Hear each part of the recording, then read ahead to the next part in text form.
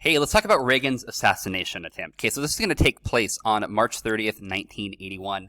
This is a Monday. President Reagan is going to be giving a speech at the Washington Hilton. It's a pretty run-of-the-mill, typical day in Washington. He's new to the presidency. He came on January 20th, 1981, so he's really only been in office about 2 months at this time period. Then we need to meet the man of John Hinckley Jr., who's man, obviously over there with his name in front of his face, 25-year-old man who is obsessed, and I mean obsessed, with the actress Jodie Foster, who you can see right here. She's about 19, I believe, at this time period, and he has been stalking her for a very long period of time, ever since seeing her in a film. And he is going to do this as a way of trying to impress Jodie Foster. So the day of the assassination attempt, he's going to write this letter to Jodie. Dear Jodie, there's a definite possibility that I will be killed in my attempt to get Reagan. It is for this very reason that I am writing you this letter now. As you well know by now, I love you very much. Over the past 7 months, I've left you dozens of poems, letters, and love messages in the faint hope that you could develop an interest in me. Although we talked on the phone a couple of times, I never had the nerve to simply approach you and introduce myself. Besides my shyness, I honestly did not wish to bother you with my constant presence. I know the many messages left at your door and in your mailbox were a nuisance, but I felt that it was the most painless way for me to express my love for you.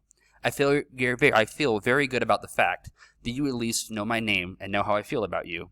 And by hanging around your dormitory, I have come to realize that I am the topic of more than a little conversation, however full of ridicule it may be. At least you know that I'll always love you.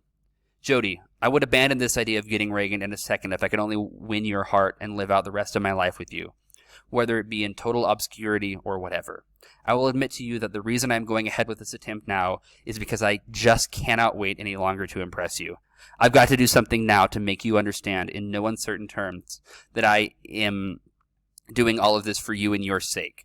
By sacrificing my freedom and possibly my life, I hope to change your mind about me.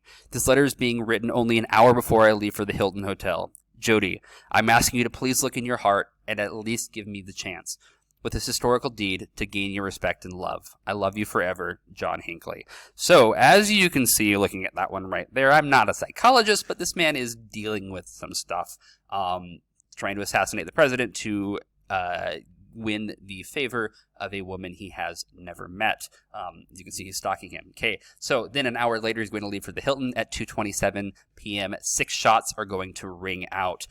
When these shots ring out, there's going to be a number of individuals who are shot, and this is known right away. Jim Brady, who was the press secretary for Reagan, is going to be shot in the head, nearly lose his life. There's going to be a Secret Service agent who is shot, and a police officer who is going to be shot.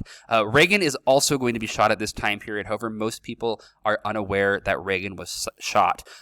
Initially, once they realize this attempt is happening, they fear that this is a Soviet decapitation attack, a plan by the Soviets to take out the head of the United States government. Reagan came in, and Reagan was very anti-communist from the start.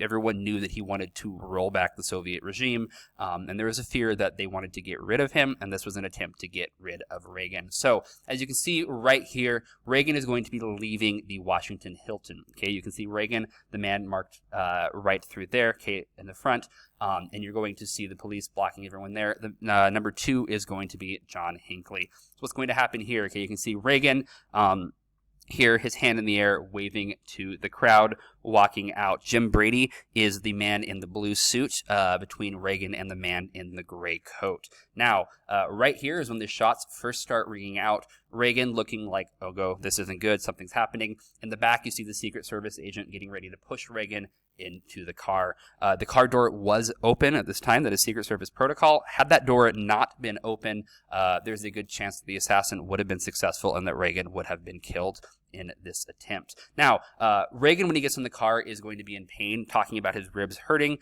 His comment was, you broke my ribs, because he is an old man at this time period. He's, I believe, 69 or 70 years old when he is pushed into the car. It's a 70-year-old man with the Secret Service agent falling on top of him.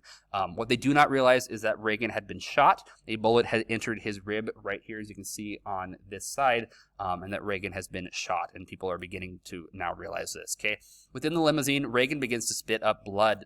The initial belief was that he had broken a rib as a result of being pushed into the limousine. They do not realize that he is actually had been shot at this time period. They make the decision to take him right to the hospital. They were initially going to take him back to the White House and let him recover there, but they're going to realize right away that this is worse than we think. We need to take Reagan to the hospital. Luckily, the closest hospital had a full-fledged trauma wing, which was not something that most hospitals had at this time period. So thankfully, they have a wing of the hospital which is devoted to traumatic events and healing individuals from this time period. When they get there, Reagan is going to have lost 40 to 50% of his blood volume, and he's going to have low blood pressure. Now, this is going to be problematic for anyone to lose 50% of your blood, especially someone who is as old as Reagan is going to be. They're going to get him there. They're going to take him to surgery right away. Reagan, in his typical sense of humor, was in very good spirits, considering he's just been shot. As he's going into surgery, his comment to the doctors was, "I hope you're all Republican." Again, giving that kind of joke, if I take care of me right through here, but his spirits were going to be up after this assassination. Now, this is going to lead to increased popularity for Reagan, as you can see right here with his wife Nancy waving out of the hospital window. This is actually going to bump his approval rating to the highest it was throughout his entire 8 years of being president. The assassination attempt failed. Hinckley was arrested. He did not get Jodie Foster. Jodie Foster actually had a really hard time with this.